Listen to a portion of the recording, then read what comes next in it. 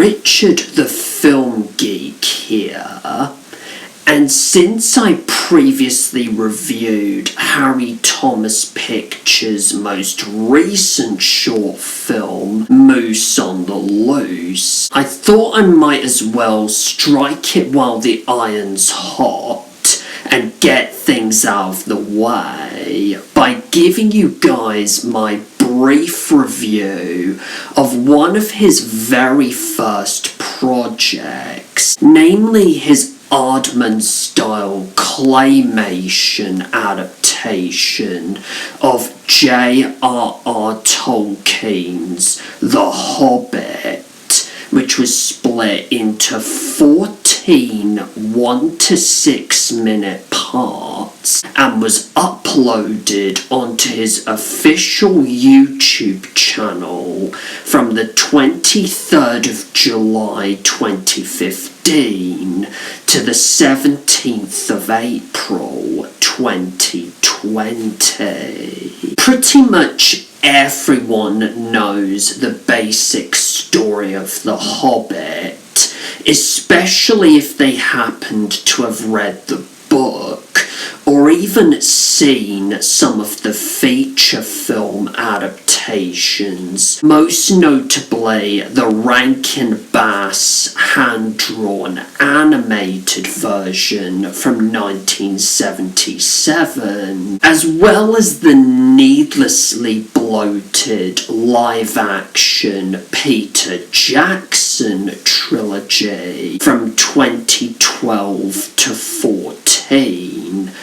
but both for the sake of uniformity and for the sake of informing those who are still somehow unfamiliar anyway, the story of The Hobbit takes place 60 years before the events of The Lord of the Rings during the Third Age of Middle-earth, and we follow a much younger Bilbo Baggins who is in his 50s and thus roughly the same age as his future nephew Frodo, at least according to the official franchise lore, as he is tasked by the wizard Gandalf and a small company of dwarves led by Thorin Oakenshield to accompany them on an epic quest to reclaim the lost dwarf kingdom of Erebor, as well as recover their stolen treasure within the Lonely Mountain from the terrifying clutches of Smaug the Dragon, all whilst encountering a bumbling trio of mountain trolls, stone giants, elves, goblins, spiders, a game of riddles with the infamous creature Gollum, and a certain One Ring of Power along the way. So now that I've finally checked out for the first time Harry Thomas's 14-part, at least maybe perhaps so far, claymation adaptation of The Hobbit, here are my brief thoughts on it.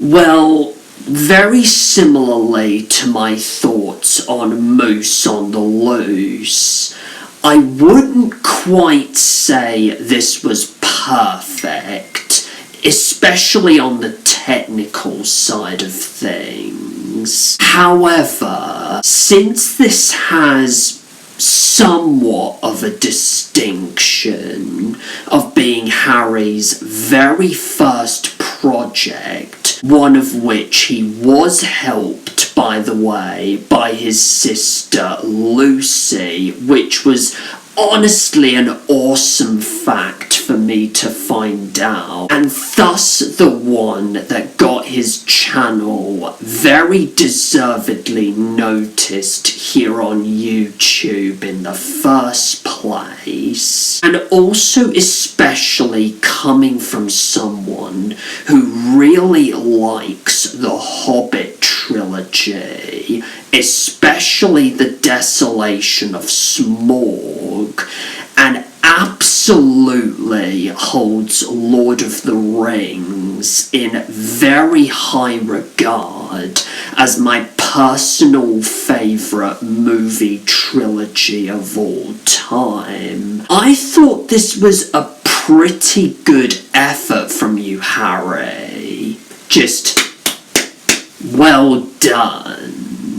This is another project you should be immensely impressed with. Very much like with Moose on the Loose, the first thing for which I have to praise this film is the claymation, which is very uniquely and impressively well detailed. You can absolutely tell how much Harry loves the Hobbit trilogy and really worked his hardest to recapture all three of these movies in animation, especially when it comes to the hand-drawn backgrounds of some of the iconic locations from the book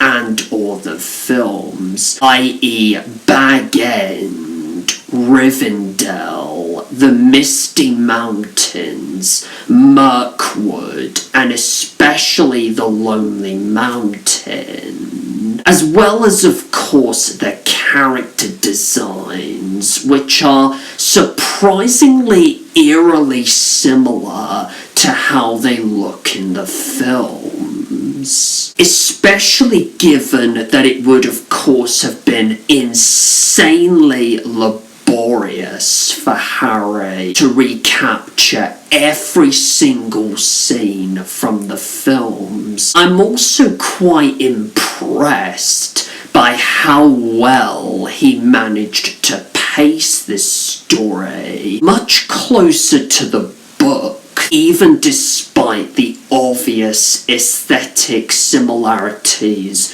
to the movies, minus the extra baggage, which in one's honest and frank opinion felt needlessly shoehorned into the movies anyway, and frankly didn't really do anything to advance or even serve the story, other than to both drag out the runtime to 3 hours each, and to further stress and double down on the connective tissue to Lord of the Rings. In fact, very much like the book,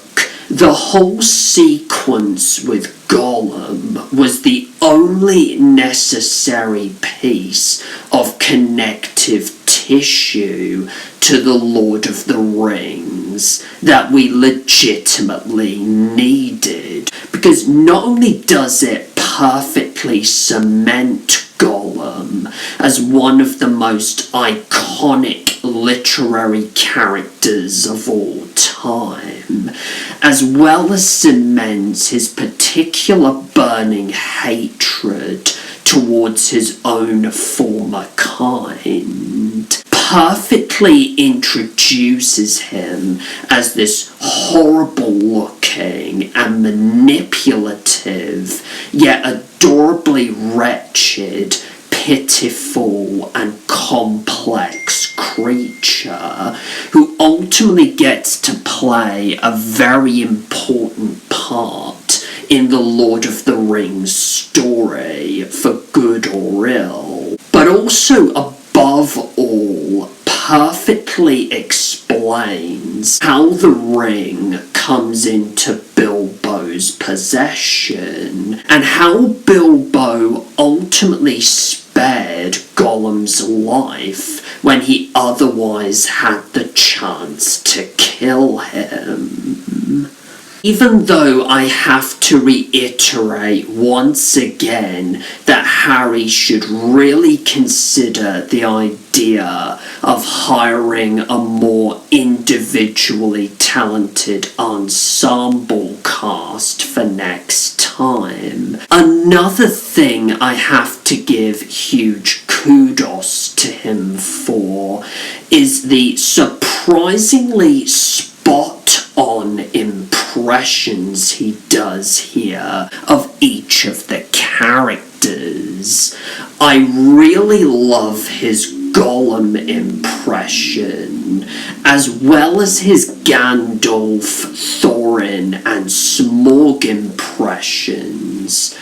But my absolute favourite and the absolute best has to be his Bilbo impression. It sounded so nearly exactly like Martin Freeman that I almost thought Harry actually somehow cast the guy himself in this film. However, this is where the brief praise ends and the constructive critique comes in. The first issue I have with this film is, despite it being really awesome, obviously, to hear Howard Shore's score being used in this film,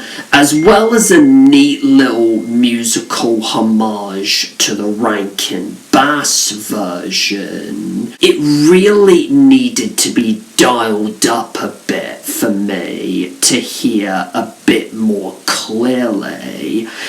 Don't get me wrong, Harry, I'd perfectly understand that you maybe didn't want to risk doing such a thing in case you got one of YouTube's notorious copyright claims or even a strike on your channel. But if you really wanted to avoid this problem, my constructive advice to you would be for you to come up with your own Howard Shore-esque score for this, and or throw in a bit of John Williams or Hans Zimmer or Jerry Goldsmith into the mix to make your score, stand out a bit more and sound a little bit more original, if you really know what I mean.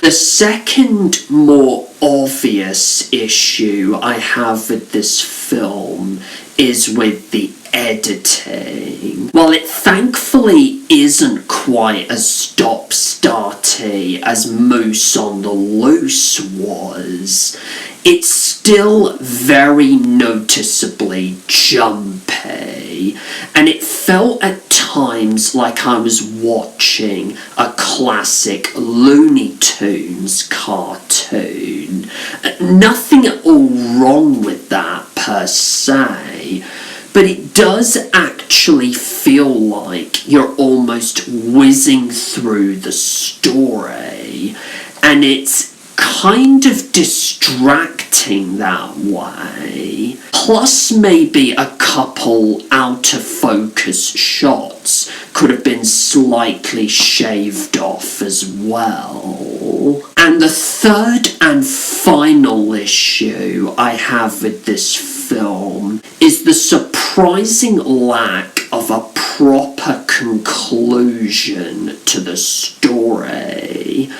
I mean, granted, I guess you can make the argument that Smaug's final defeat does serve somewhat of an apt ending, but for me it just feels rather abrupt, and I kind of get the sense that there is no proper resolution for any of the other characters, and particularly the character journeys of Thorin and Bilbo. And